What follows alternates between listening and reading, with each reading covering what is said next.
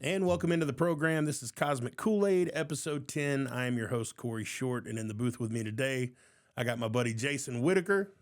How you doing, Jason? I'm good, man. Jason is a longtime friend of mine, musician, singer, songwriter, player, masterful cover artist, plays weddings, funerals, everything in between, multiple bands, long career. Yes. Yes. Welcome to the show, bro. How are you? Comfortable covers is Comfortable covers. what I've been labeled. You know, it's funny. Yes. We we went to Cancun for our honeymoon. It's been a long time ago now, but the hotel had all these really jazzy renditions of like current hot pop songs. Yeah. The whole time I'm there, I'm thinking Jason could have rocked all these. He needs to put out a hotel version of all those songs. Let's work on that. It was something trippy there. to hear like Fergie in the style of Mark Anthony. You know, it was different. Anyway, how did COVID treat you, man? Well, it was just awful. So I went through, I guess, a lot of the same things everybody else did with my work. I was essential, music wise. I had about a year's worth of contracts. At that point in time when COVID hit, I was really about 99% playing for the Biltmore State, and I had about a year's worth of contracts. And around the April of 2020, they called and said we're done, and they never started back up. So it actually, not even realizing it was going to be a welcome break, had a trigger finger. And so I needed a little bit of time to heal. And so I took a few months, revamped a little bit. I think I bought some new gear during the time and then started looking around. Hendersonville was wide open. I don't think Hendersonville cared about COVID.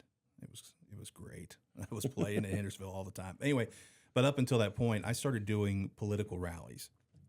And that was hot money right there. I did rallies I did a Trump rally. I did a Bernie Sanders rally. I did a Clinton rally. I did one for Martin Meadows. Wait. How does that work? How do you get... Are you serious? Oh, yeah. You did both Trump and Bernie rallies. Oh, yeah. That's fantastic. Yeah, I'm pretty well decided that I don't like any of them. So, sure. Their money's green. Take their money. Absolutely. You got that right. Except the one guy, I had a brand new Shure Beta, not a cheap microphone. And the Bernie Sanders guy, this was at a brewery in Hendersonville. He got my mic. He was using it to announce something, and did something and kind of flipped the mic around in the air. And when he did, it dropped and jacked up the shocks in the mic, and it was never the same. Of course, I never got reimbursed for it, so I didn't do any more Bernie Sanders rallies. Understood. No offense. It's nothing personal Sure. against Bernie, but so I stayed away from that the rest of the time. But it was a very interesting experience with all of them. The Trump thing was pretty different. There were some big name Washington D.C. people. It was an undisclosed location in Cane Creek. Right. And Trump actually was not there. Junior was en route, but then Donald Trump actually called in on the phone and did his spiel over the microphone that day, and it was kind of weird. It was a good experience, I guess. All of it was just kind of seeing the different. You see a lot of differences with Sure. everybody, and it's not just not the candidates, but the people that were out there. It was interesting to say the least. Now, did you get into the flow of doing the online streams and playing for tips online when you couldn't play out and about? Well, we decided that money was going to be dirty because of COVID, so I found Venmo. Do you know what Venmo is? I do. Have you heard of Cash App? I've heard of Cash App, yes. So I found Venmo. I started I saw a friend of mine, musician friend of mine in town had done something. So I set up and I started doing, hour and a half, 2 hours. I've done it. I think I did a 3-hour show at one point, and people were starting to really log on and watch me play. And I said, so this is a solution. And I started making some good money through Venmo. And then once I was able to really start scheduling open again in Hendersonville, then I kind of cut loose of the online stuff. Right on. Yep. Is everything back to normal now? You back It to is. Biltmore and all your bookings coming back in? Actually, Biltmore they did not reopen for some of the gigs. I think they're doing some They were doing some outside stuff in Antler Village. The rest of the stuff, I did a lot of private events for Biltmore. I did a lot of stuff inside the restaurants, the business center where they have corporate events, and that side has not come back around yet. Here we are, 3 years later. We still have not gotten back to that point yet. I don't know that they ever will. Do you feel like the COVID has changed the landscape for local performers like you? Do you feel like it will ever be back to normal, or is it a completely different look? I think it's back to normal now. I feel like it is. I have. I'm fortunate. I've been fortunate and blessed that I've been able to play some really cool venues. The Social. Most don't know that that's how I started doing the acoustic after years and years of playing in bands around Asheville and doing the music stuff around town. When I wanted to go solo, I came to you about it, and you actually got me my first few gigs. Well, I did not know that. Yeah, you did. Right on. Beer City. That was my first. Well, Fairview Tavern that's the first time I played as a soloist, and then I did the Social. And this is before you and Kristen bought it. So I think everything's pretty well open. I'm not seeing anything that's restricting musicians now. I do know some musicians are still doing the online stuff. I'm just not. It feels to me now. Part of it is because I own a music venue that's doing concerts on a larger scale, but that has given me. It feels like it's back bigger than ever. Mm-hmm. Music in general is back bigger than ever, hungrier than ever for our attention. Like, I don't ever remember there being this many huge concerts in this town. Yeah. I mean, every night of the week there's something somewhere. Every night of the week. Yeah. Well, and you've got a lot of places around that are opening up venues. I mean, you've got Salvage, but you've seen these big stages that are coming up. Yep. I've got that place downtown. I don't even know what the place downtown is called, but they just put a roof over their stage. It looks like I think maybe is it the one that's off of Ashland? Is it Rabbit? Is that what it's called? Oh, Rabbit. Yeah. So I think it was. I never noticed it before. But yeah, I think you're right. I mean, people were hungry when stuff started letting up, and I think as a whole, that a lot of people just said, you know what, I'm just going to deal with it. I've had COVID, I think 3 times, 2 that I know of, maybe the 3rd time, and so I understand the fears, and I understand what people were going through. I didn't go through it the same way. We were hurt financially. My playing at Biltmore was literally a salary that was just was a big part of my yearly income, and so that hurt. And so when things started opening up, and I had the opportunity to play some places in Hendersonville. Hendersonville was very, very good to me, and they still are. I'm in Hendersonville this coming weekend, and but I live in Weaverville, so sometimes it's a bit of a drive. Sure. But yeah, I think you're right. I think it's huge. I think people were ready to get out and ready for normalcy. I think it's what it is more than anything else. All right, so we got a lot to unpack here with Jason. He was the member of a band called Whitaker that had some success in Nashville. Got to rub elbows with Carrie Underwood and some folks at some award shows, and got to live that life briefly. We're going to touch on that. Also, we're going to talk about Jason's take on country rap and its influence on today's music. His brother Jonathan, who's a big influence on him musically, me musically, and we're going to touch base on that too. And, parenting, getting old and aging and all those other fun things we got to go over. But first, before we do that, tell me about some of your favorite moments playing locally. Where's your favorite venue to play? And I'm not looking for you to say my venues. I'm really not. Where do you love to play in town? So I don't necessarily have a favorite place. It's always been crowd. Yeah. Where I've had the best response. Not necessarily because of money. I've had some good experiences in Asheville from the Social. I did 2 or 3 hour acoustic nights there for a long time. Made really good friends with some of your folks, and I hear from them every once in a while, so that's nice. For me, it's always about the crowd, and the crowds usually. The Biltmore State was always great. If I travel, if I've played at Harrah's or something like that, the crowds were great. If I've played in Nashville, the crowds have been great. My favorite room, if I have to choose one room just because of the venue, it would be at the Hutton in Nashville. We were hired, myself and Did you say Nashville? Nashville. Okay, cool. There's a venue inside the Hutton Hotel in Nashville. My friends, Jerry Lyda, Scott Rains, we went down to do kind of a corporate event for about 100 people. And I think the weekend before that we played, Lee Brice was there. So they actually have headlining type acts that come in and play. And the sound was just phenomenal. I have videos from the Hutton posted on the Asheville Acoustic Facebook page. And the people there were great. The crowd was great. It was one of those nights where it was a very professional setting, and I always like that. So probably the Hutton is one of my favorite places to play. Now, do you prefer playing to locals or tourists? Do you have a preference? I'm open.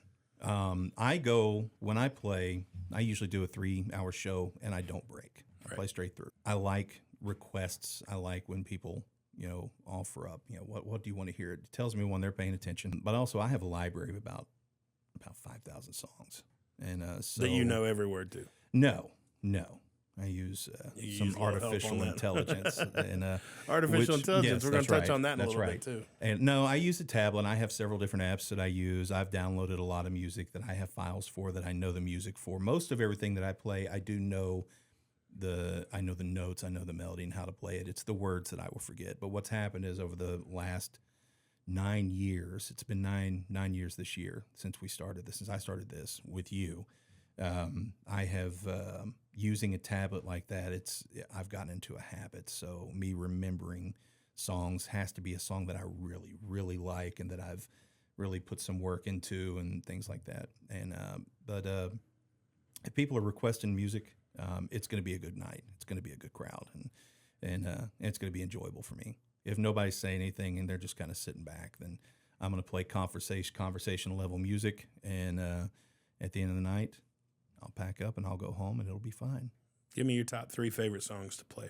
It changes. So I'm a big Warren Haynes fan. So Beautifully Broken is a song that I love. It's got a very difficult riff in it that I do my own take on. I like that. I've recently come on to listening to some Hal Ketchum stuff, and there's a couple Hal Ketchum songs that I really, really like playing, and then anything with the Eagles. Usually New Kid in Town is one of my New Kid in Town is one of my top 5 songs of all time that I think is just absolute perfection. And so that's usually those are the would be right now top 3. All right, folks, I got Jason Whitaker in the booth with me. We're going to take our first break and pay some bills, let you meet our sponsors. We'll be back in a few minutes. Jason's going to play a tune for you. Stay tuned.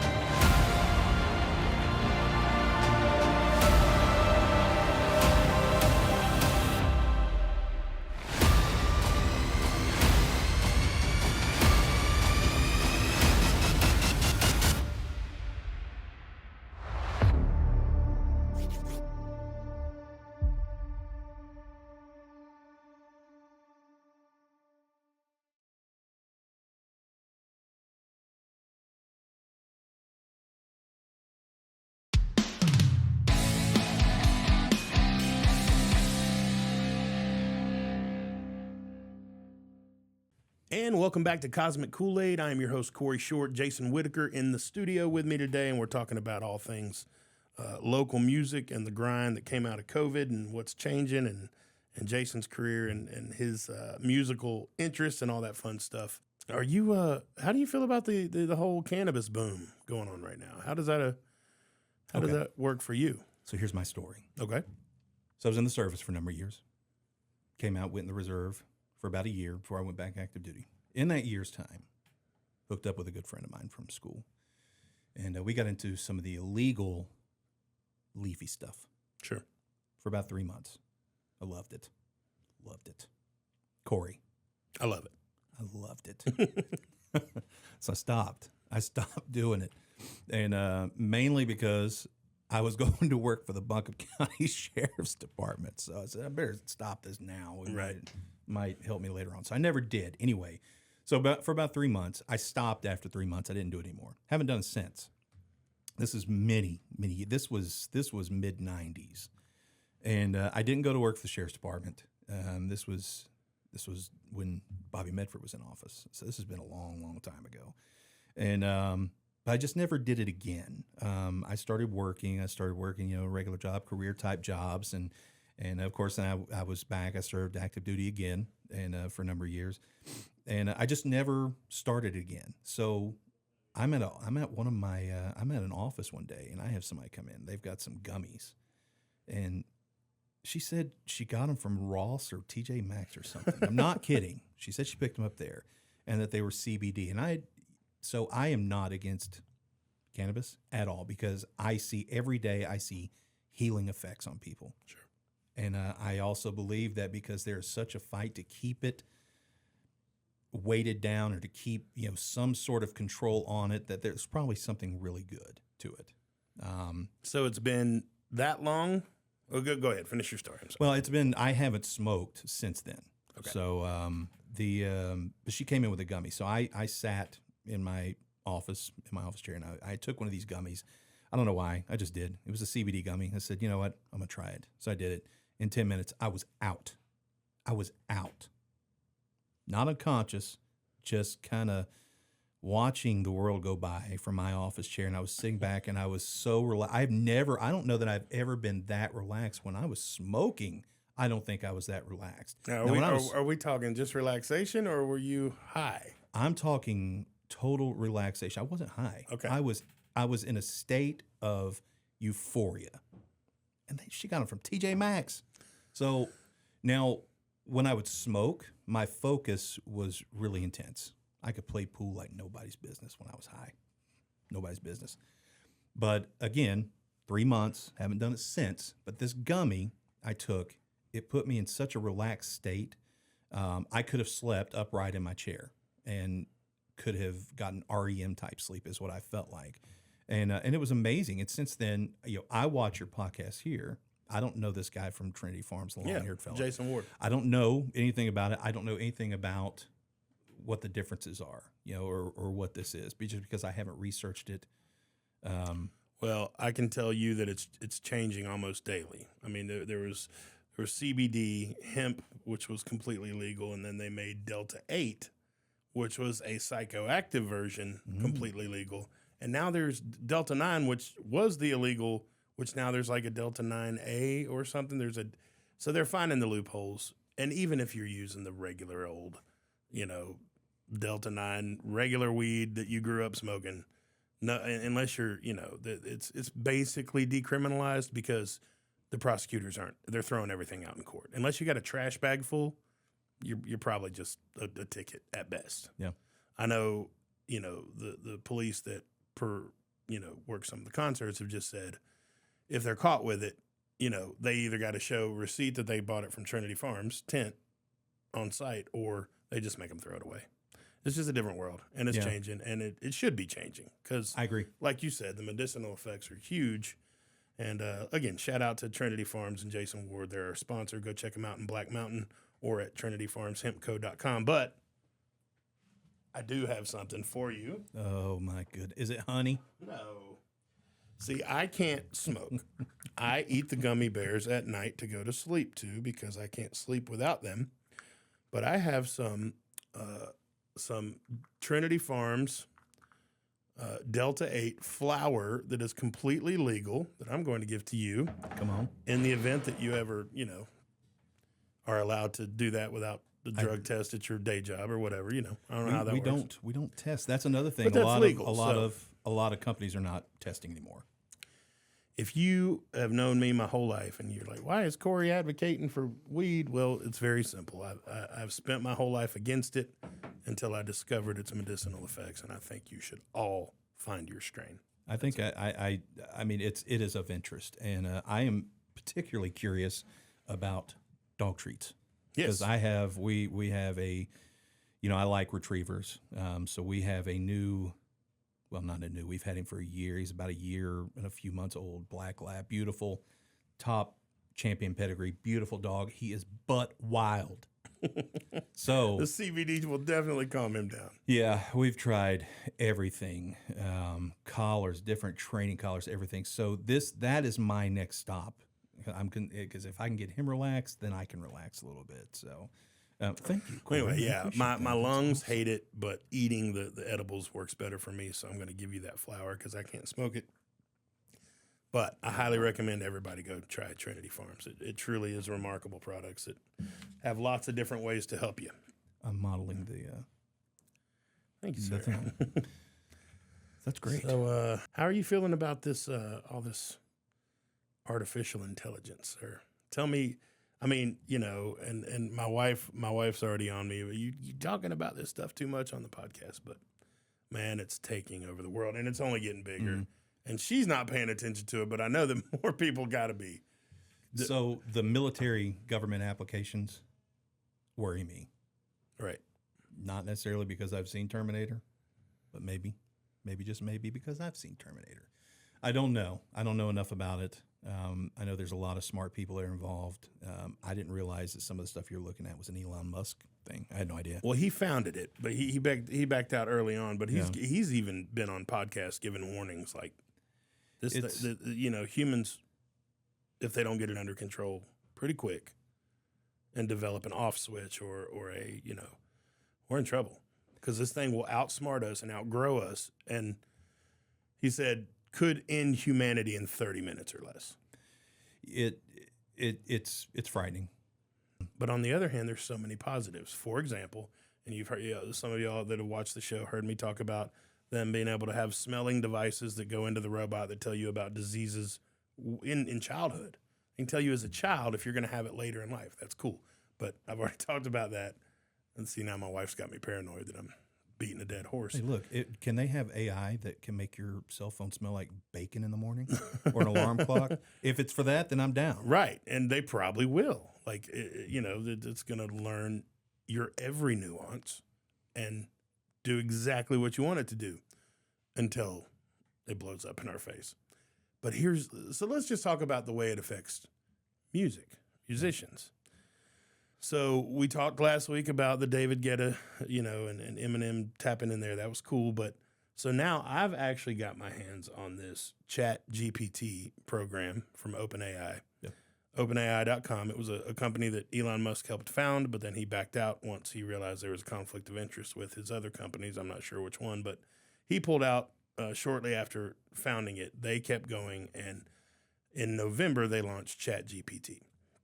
So it is an open source artificial intelligence query where you can type in anything like Google, but the answers come back to you in human form, not Google form.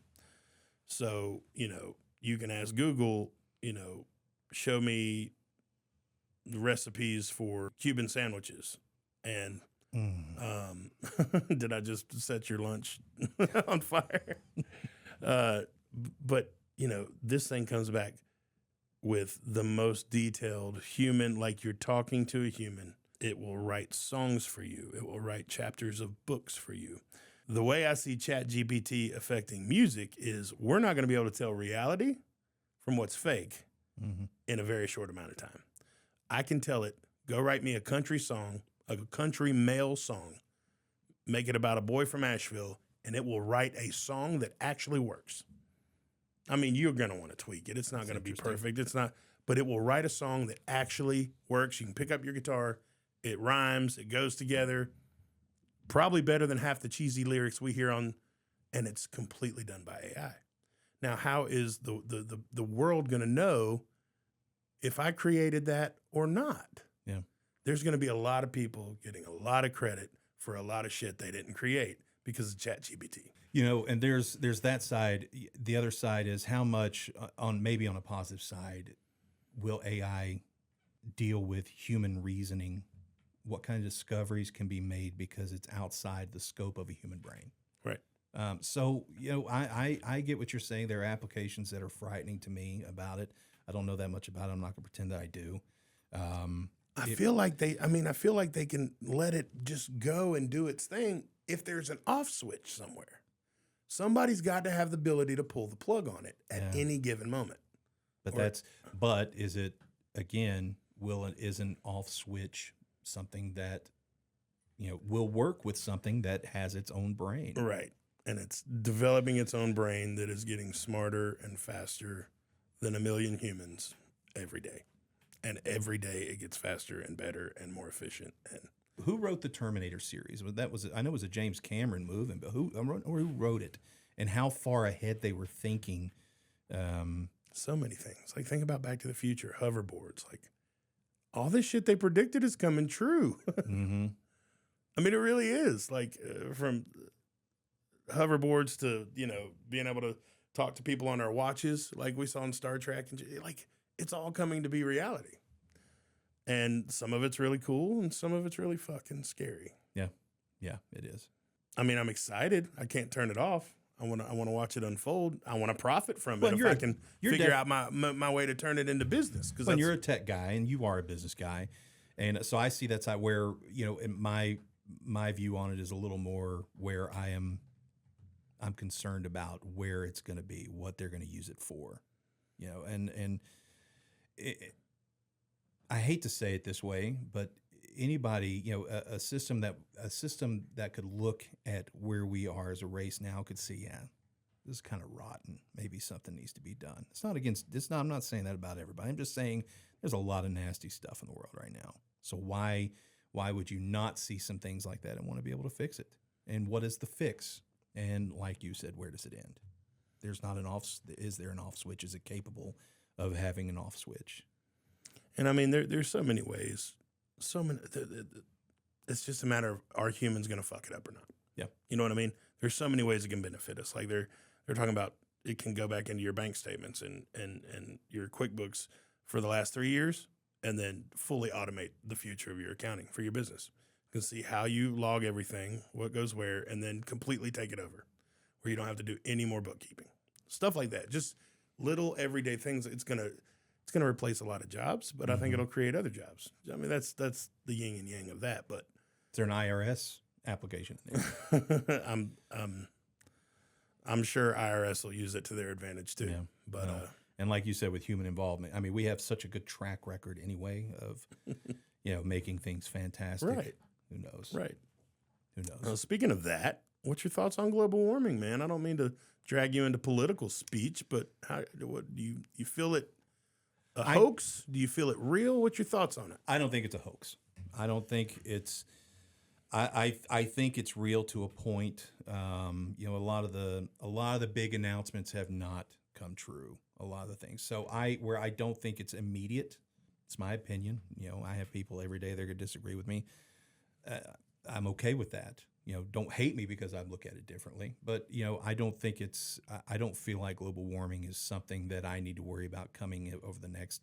I don't know that it's going to be something that I'm going to see affecting, in my lifetime, or maybe even in the lifetime of the kids, or it is a concern. But I've lived in various parts of the world. I've lived in Japan for a couple of years. I grew up in Oklahoma. I've lived in Florida. I lived in California.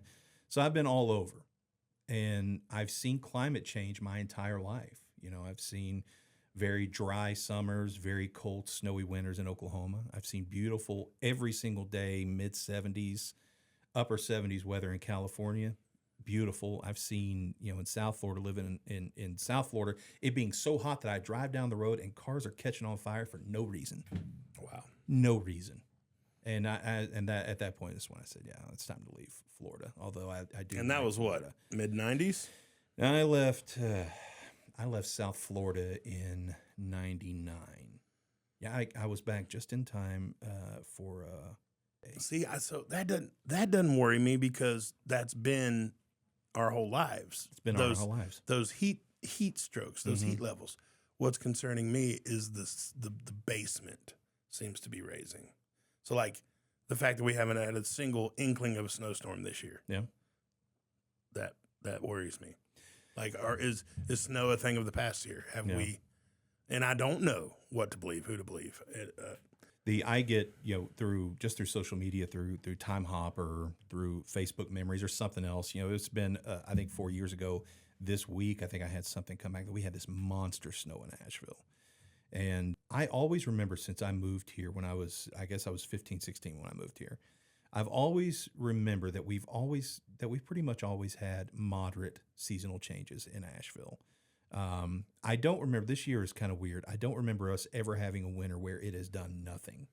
We're getting rain. Right. But there's always one or two. Yeah. We've had nothing, and we're almost out of February. Yeah. So I see your point.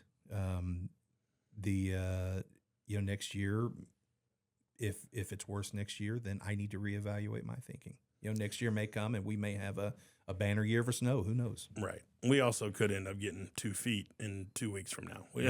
March was when the blizzard came in '93 and some other big storms. We've had them in April, so it's not too late now, but it is concerning. We need to kill the fruit flies and the gnats and the yellow jackets. Yeah. It's going to be bad. This summer's going to be rough. Yes. I don't like yellow jackets. All right, folks. Again, we got Mr. Jason Whitaker in the booth with me today talking all kind of things, music and beyond. We're going to take another short break, let y'all meet our sponsors. We'll be right back.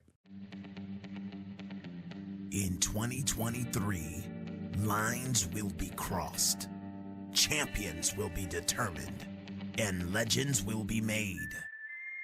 HVW once again sets the stage for great professional wrestling in Western North Carolina, bringing the best talent together for the Showdown Series at Silverados, featuring TJ Boss, Jada, Stone, Reno, Royce, Luca, Daniels, Marcus, Erics, Michael, and King Enterprise. The bar and standard in professional wrestling has always been high in North Carolina. This year, High Velocity Wrestling takes that into the atmosphere. It's the Showdown Series at Silverados.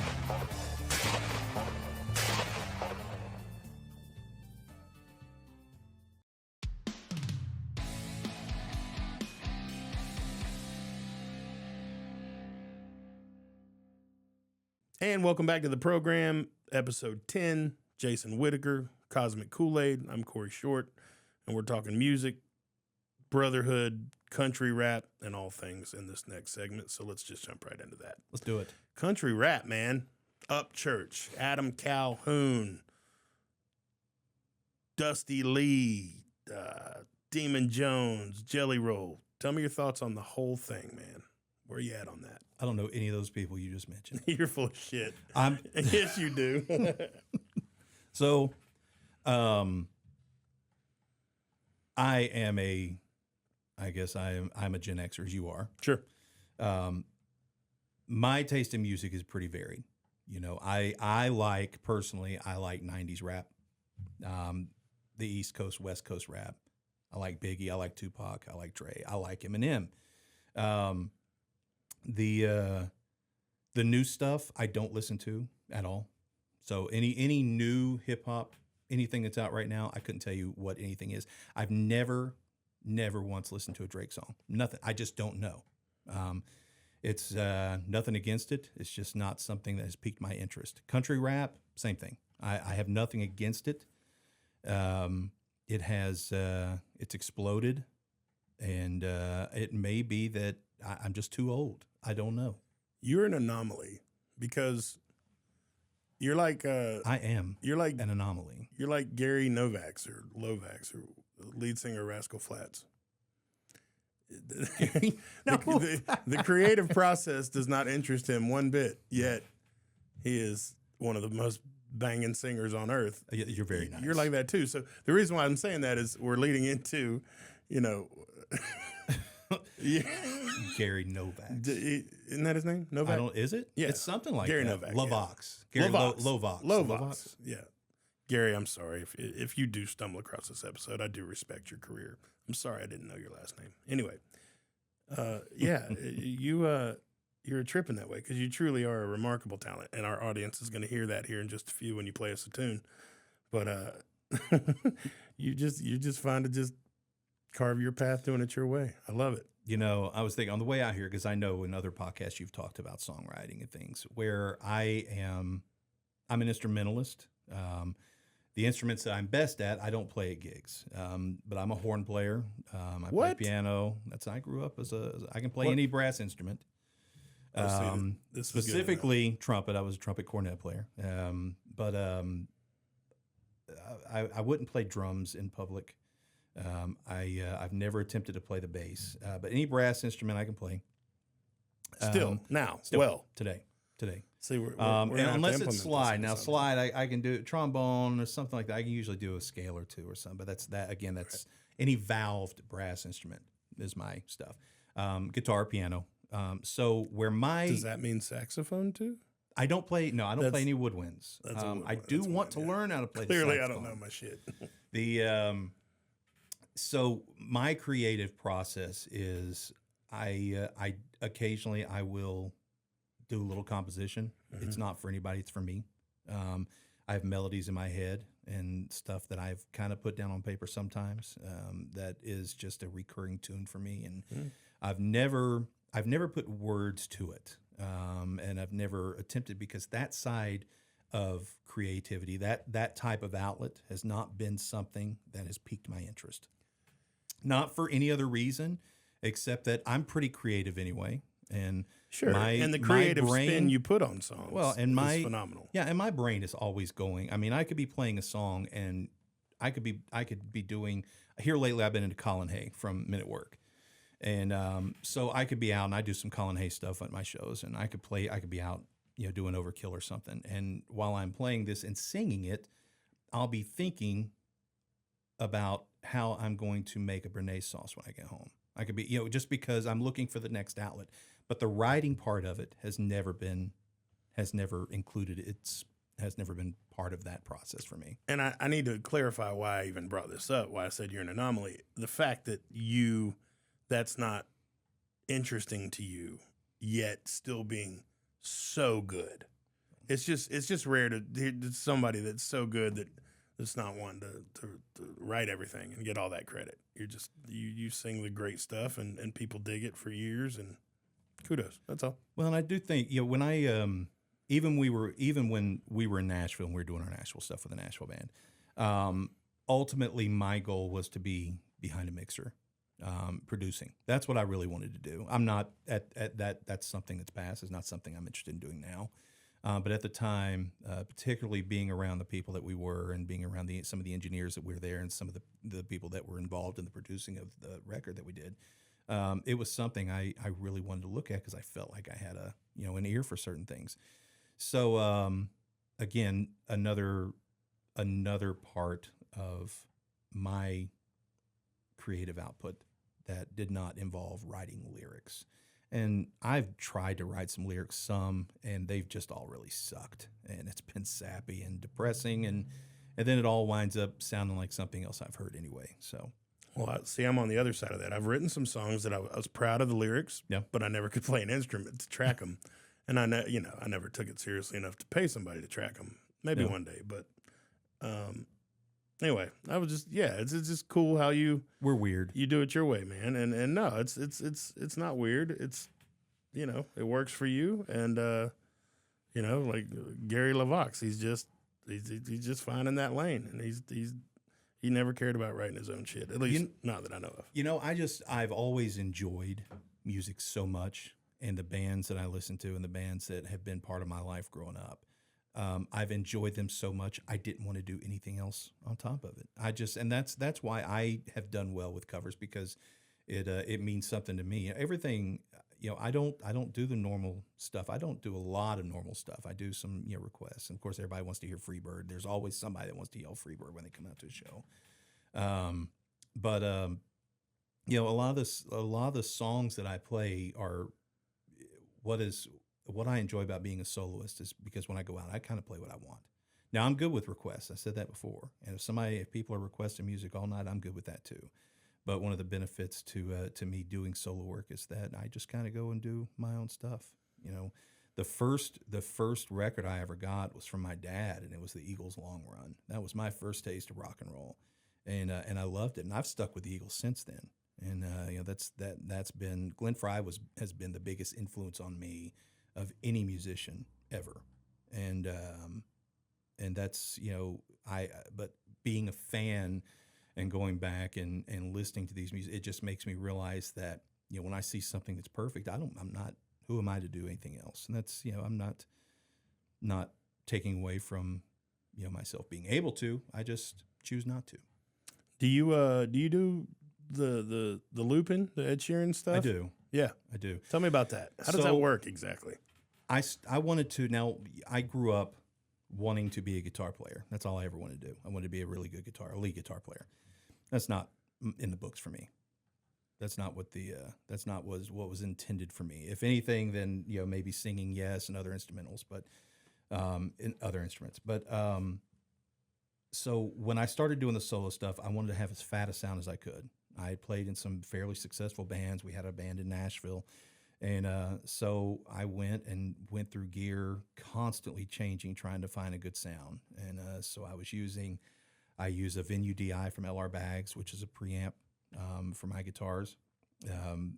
Fantastic products from this company. And it's all acoustic stuff. So it's specialized. They're not doing anything with overdrives or anything else. They are specifically focused on acoustics. So I like that. And I use some harmony pedals because I do a lot of stuff. I do a lot of Eagle stuff. I do a lot of Crosby, Stills, and Nash. I do some Poco, things like that. So I wanted that to increase that level. I wanted to fatten up the sound that way. When I added a looper, it was hard. I don't use it for very creative. I'm not terribly creative with it. Mark Keller has a big system, and man, he does percussive tracks. He'll do a loop for percussion. He'll do a loop for bass. He'll do a loop for rhythm. He does all that. I'm not capable of that. Yeah. So my stuff is I usually do a loop of a verse and a chorus or something wherever there is a solo break. I'll do that. And I'll loop 30 seconds and then just play a lead over it. And that's kind of it. And have you by chance stumbled across the Mark Rebelay guy? The who? Mark Rebelay. I think he's a Canadian DJ. He does everything loop. You got to check him out. I'll play a little clip here. So I guess now I'm talking about, but he's well worth your time. Sorry for the change of subject. I like the looping. I think it's cool. Yeah, he just stands up there in a bathrobe and his underwear behind a DJ booth and starts looping, and he'll like play a beat and loop it, and then he'll like make a microphone thing and then loop it, and it just all comes together. And he ad-libs live at his shows. Everything is ad-libbed. Everything. That's creativity. And then everybody's bouncing to the beat by the time it's cool as shit. It really is. But so you did the Whitaker thing in Nashville. Tell me about that. Tell me about that time in your life. I know you had a lot of fans around here that were digging it and were watching you all grow. Everybody except Clear Channel Radio. They did not like us. Man. That story. They're gone now, so it's cool. Well, they're iHeart. Well, it's iHeart. I got friends there, so I don't want to talk about them, but there is some discrepancies there with the way they treat their locals, and I hate that. Caleb Johnson, for example. Oh, yeah. We went to, we were in Knoxville, and we went to Wivick in Knoxville. And we weren't looking for any special treatment, but when we got to Knoxville, they came out and just, it was like we were artists. Sure. And not something we got in Nashville. Eddie Fox did. Eddie Fox was great. To this day, he's still, when I see him, we talk and everything.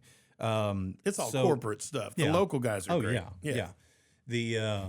So my brother and a couple other guys, they had a thing going on in Maggie Valley at a dinner theater, and they got picked up. Somebody wanted them to record a record, and they wanted to record a record of all these cover songs. So they asked me to come in and play guitar tracks on a couple things. I think I wound up the only song I think I wound up playing the guitar on was 7 British Road, and I did the guitar track for that.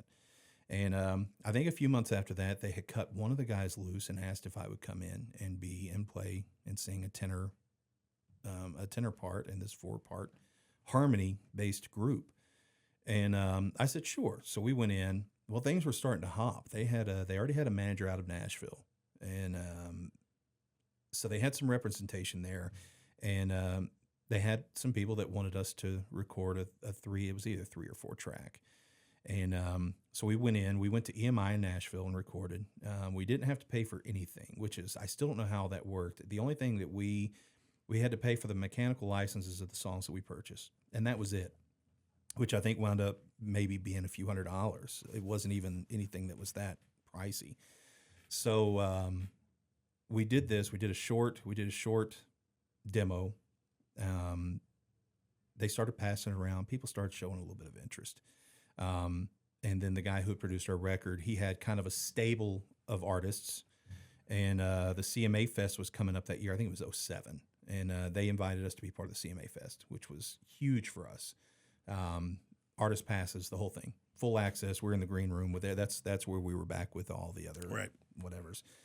And so it was at Bridgestone in Nashville. And during the last day, we had been at this guy's booth, our producer's booth, and we'd signed autographs from morning till afternoon till evening, thousands of autographs. Nobody knew who we were. We were nobody. We weren't on the radio. We hadn't released anything. But they didn't know. We had some pictures made, but that was it. And we were walking around with Artist Pass. We saw this one guy. The four of us were in a Starbucks, and we saw this guy came up, and he had 2 or 3 cameras around his neck. He had all these country music pins, and he saw us, and we were wearing Artist Passes. He said, "Who are you guys? Who are y'all supposed to be?" I said, "What are you talking about, man? We're Diamond Rio." This guy almost passed out. His legs got weak. It was just hilarious. And we kind of caught him, and we had a big laugh over it. And but the last day we were there, our friend, our producer, had rented out the at that year it was the Mary Kay room. So right in the middle of the arena, they have a room that's set aside for musicians to go in during the fest to play. So it's usually up and comers, coming in. So he had rented the room for all of his other artists to come in. It was an all acoustic band, had a fiddle, a couple guitar players, somebody on like a cajon or something, a bass, upright bass, things like that. So we went in, we sat in the audience, and we were listening to our friends play, and he said, let's get those Whitaker boys up here, see if y'all want to come up and do a song. So we went up, and it was unexpected. It was kind of on the fly. So we went up and sang, and we sang one of the songs off our demo. And as we're in this room, I look back, the thousands and thousands and thousands of people at Bridgestone that day. I look back, and traffic is coming to a halt right in front of the room. The escalators were crisscrossing, and people were kind of hanging off the edge of the escalator. What's going on? What's going on here? And people were coming back down to hear us play. And it was at that point where the doubt that I'd had going into this operation, I think my brother had as well, started to fade out. And I remember I left there, immediately called my dad, and I said, I think that we made the transition today. Because I think it was shortly after that they called and said, let's go ahead and do a full record. So we went back in. Now we're getting catalogs. Now we're getting songs pitched to us, because none of us, my brother writes, but none of us were doing songs of our own. So we had all these writers. We were getting demos. We had one demo that was a Jason Aldean demo, and it was him singing the demo that they sent to us to see if we wanted to play this stuff. And so we picked out a bunch of songs. We went back to EMI Nashville, which is gone now. We went back and recorded. We were there, I think, a few days, finished up. And, a month later, I think that Sony was handling the release, and they pressed all these singles. We had picked our management people had picked a single called Trailer Park Pulp Fiction. All right. Hold the phone right there. Okay. We're going to give our audience a little bit of context on this. Yeah. And play the a few seconds of the music video for Trailer Park Pulp Fiction, or the one you filmed in Nashville. We'll be right back. Buy your mom a bottle, buy your dad some tissue. We got this, we got issues. Whoa, oh, your life feels so bright. We're gonna turn it up, we're gonna turn it up, we're gonna burn it, let's go. And welcome back. You heard it. So that was your Whitaker days in Nashville. That was a Whitaker. The demo was from 12th and Porter, and it was just a demo. It wasn't a music video or anything. It was just something to give somebody. So they sent out this single. This was kind of on the back of Save a Horse, Ride a Cowboy.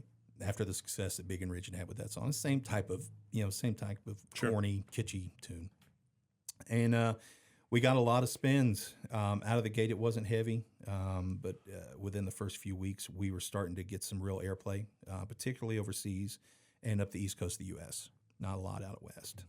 We started ranking on the indie chart, on the up-and-coming charts, and the people that we had investors who were taking part in what we were doing, and then we found a big fish that we thought was a big fish, and who had some success with another label and with another label in Nashville that was owned by Steve Bruschetta, Mike Bruschetta's dad. Mike Bruschetta owned Big Machine, Taylor Swift, all that stuff. Yep.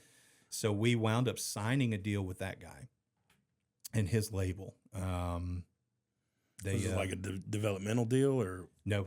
It was a release. There was never. It wasn't an album deal.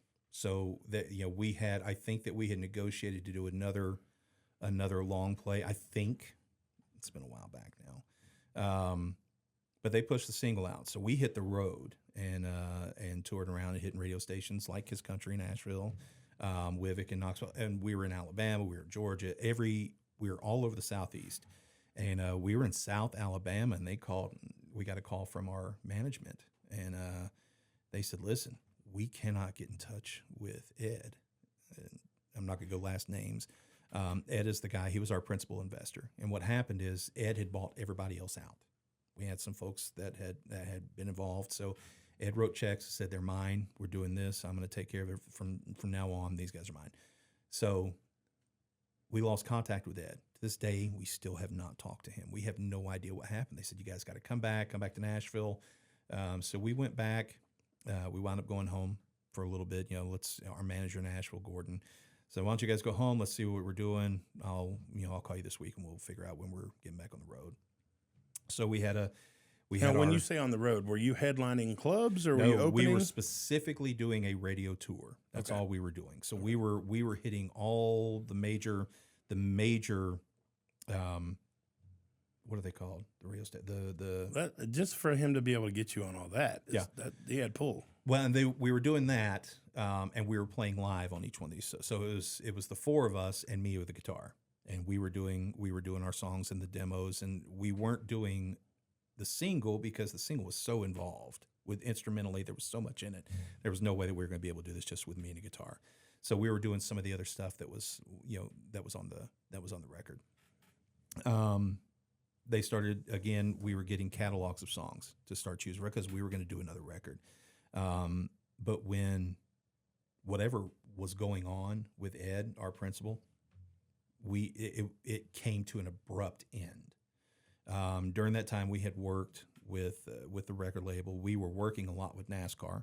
A lot of people don't know that. We did a lot of stuff with NASCAR. And NASCAR, not something I grew up with. I didn't grow up watching it. But I will tell you this, everything with that organization is first class. We did celebrity stuff for them. We worked with Larry McReynolds.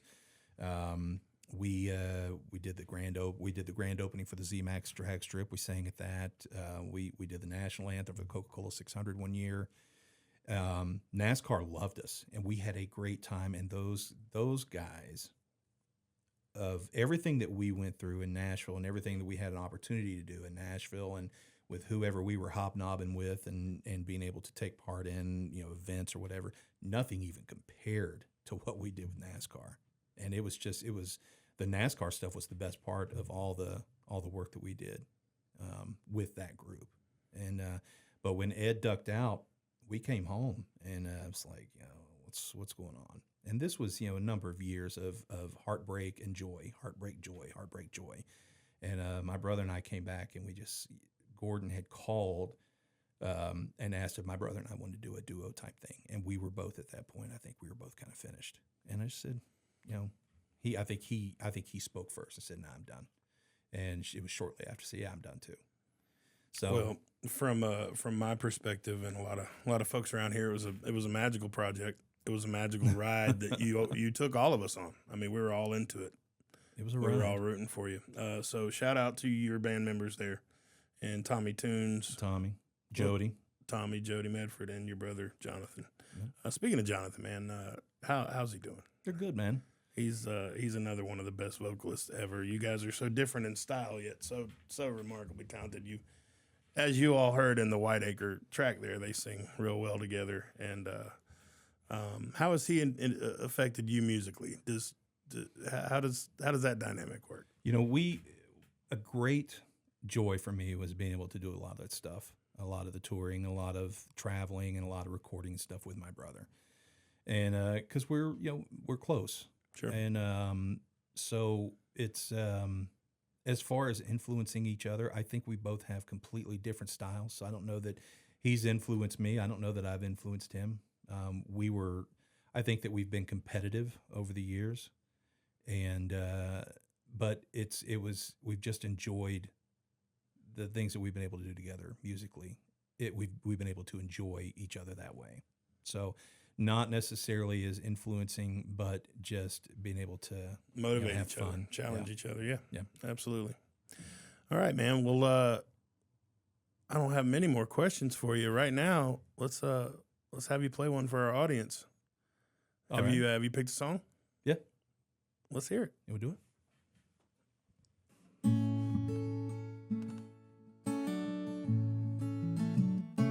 A threadbare alibi, lifetime full of promise, fell from my Mary's eyes as she saw the screen door swing.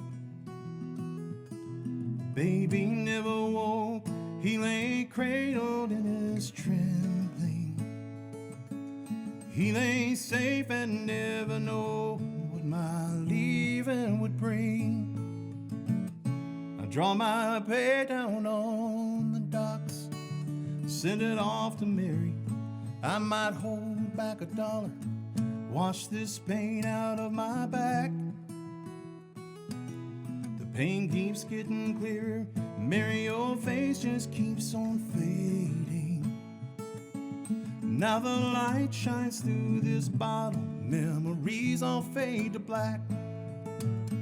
Well, I see you out on the street tonight. I'm a lover of a drink, lover of a fight, hold my own on the dark side of this town. Well, I'm tough as nails, got a heart of steel. I'll never fear, for I will never fear. One more round would surely set me right. I miss my Mary tonight.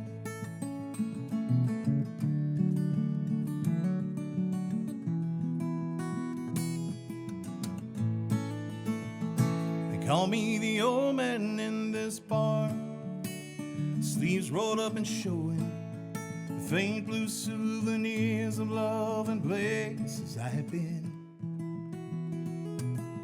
One says U.S. Navy, and this one says Darling Mary. Now my Mary's turned to ashes, and the ocean's turned to gin. Well, I see you out on the street tonight. I'm a lover of a drink, lover of a fight, hold my own on the dark side of this town. Well, I'm tough as nails, got a heart of steel, and never fear, for I will never fear. One more round would surely set me right. I miss my Mary tonight. One more round would surely set me right. I miss my Mary tonight.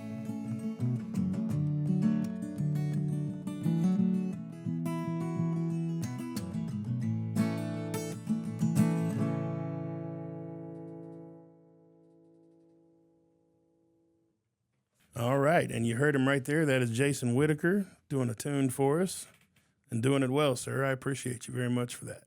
If I'm out of key on that, you'll be kind enough to delete it. Yeah. Thank you so much. Yeah, that's just another song. You weren't out of another key. song that I didn't write. You weren't out of key. That was fantastic. So you do weddings? Some.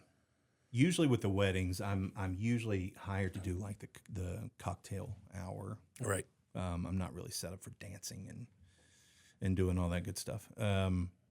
Usually cocktail hour, something like that. Sometimes I do a reception. Just depends on the what they need. A lot of I'll play in the ceremony. I've been asked to play and sing during the ceremonies. Now, do you like the applications better where people are asking you for requests, or do you prefer to just go in and play your own set list? If I'm at if I'm doing a private event, I usually prefer to go in there with my stuff, or not. Well, I use that term loosely, Right. to do kind of a prepared show. If I'm playing just a bar or a place or something, I would rather have people involved and throw in requests. It's job security for me. Sure. So those are the two. If I'm doing a private event, I'd rather, that most of the time they're not there to see me. They're there for something else. So I kind of stay in the background. So if somebody watching just heard that song, they're like, shit, I need him for my corporate event coming up. How can they find you? So Asheville Acoustics on Facebook. Also on Instagram, you can message me through either of those. And then email is ashevilleacoustics@gmail. Very easy. Wonderful. Well, man, I appreciate you so much taking the time to be on the show today. I would like to see you go and join your new friend ChatGPT and write a song together. You track it, it writes it, and then bring it back here to the show. Maybe I will, Joe Rogan. I think you should. Let's put the songwriting robot with one of the best voices in town and see what we can come up with. I'm down. Bring it back to the show. That'd be fun. Yeah. Let's see. We'll do some of those shorts. Yeah, just, we'll figure it out. More to come on that for sure. Folks, I'm Corey Short, Cosmic Koolaid. Got Jason Whitaker in the booth. Singer, musician, player, badass in general. Thank you so much for your time, man. Thank you very much. We'll have you back on later this year with that song you and the robot came up with.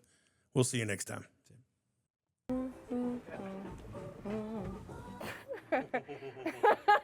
Okay.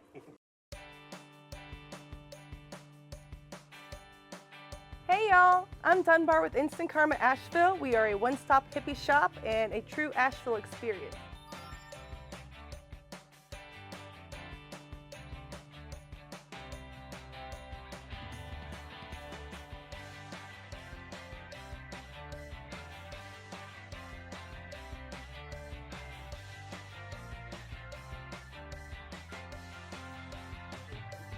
Oh, and we have 3D tapestries. You gotta check this out. See what I'm saying? Every 3D tapestry comes with a free pair of 3D glasses. It's amazing.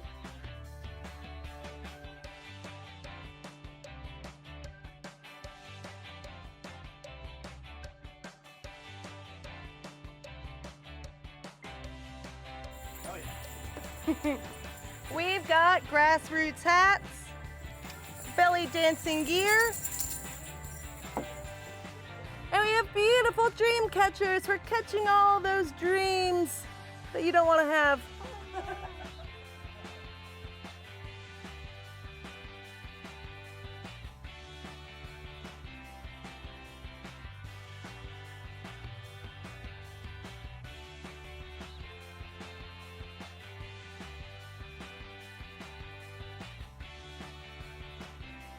We have locally made Asheville soap. It's delicious. You're gonna want some for you and your mom. Those would be incense matches. They're really great for the bathroom.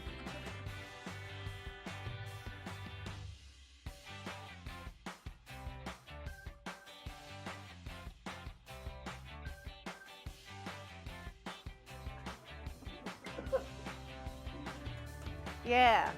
We have great pipes too. And we have yoga mats. They're really beautiful and soft, and they really help you to just calm down.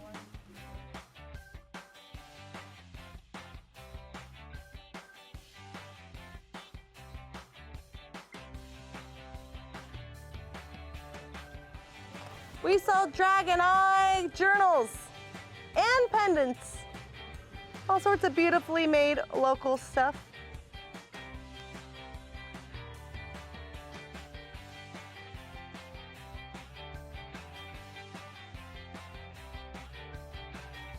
We have two locations, one in West Asheville on Haywood Road, and the other one is downtown on North Lexington Avenue.